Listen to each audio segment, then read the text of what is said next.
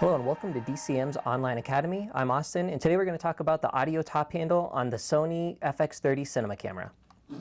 So first thing, you have your camera, it's hot shoe mounted, so you're just going to slide it in. You generally have to apply a little pressure, push down on the screws to get them to catch, and then you can screw that in nice and tight. Now you not only have your XLR, but you also have a good sturdy handle. So this comes with a few different inputs. You have two XLRs, and then you have a third input that is a 3.5 millimeter. And the thing I like to point out is you can only use some of those. You can't use all three of those at the same time. You also can't use the side on the camera when the top handle is on. It will override that. So you can really only do up to 2 mics using the XLRs. And the settings for that are here on the back. So under this little screen, you have N3, N1 and 2, and N1. So that's telling it which channels you're actually going to use. So N1, obviously, you're just using XLR N1. N1 and 2, you're going to do both, get your stereo channels there. And N3 is going to be only that 3.5 millimeter. So that's where you have to make sure you get this lined up. I have lost a few audio channels thinking I could get all 3 or just having this on the wrong setting. So make sure you check that with what you're plugged into.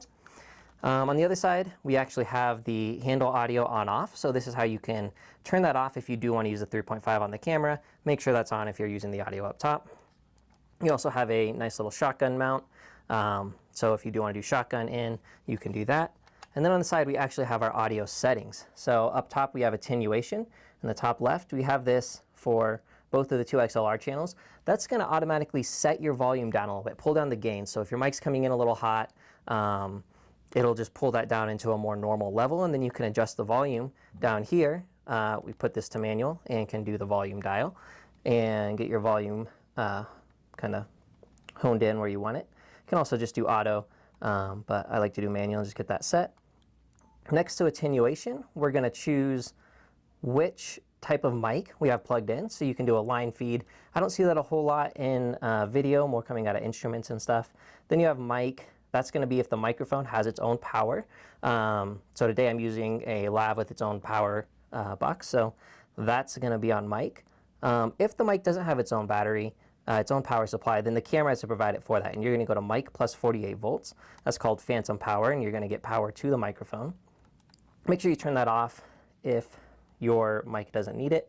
Occasionally it will send a little noise feedback into the mic if you have it on and you don't need it. Then you have the same settings here for input 2, and next to that we have low cut filters for input 1 and 2, and then next to that we have settings for input 3, which is just the volume setting if you happen to be using that.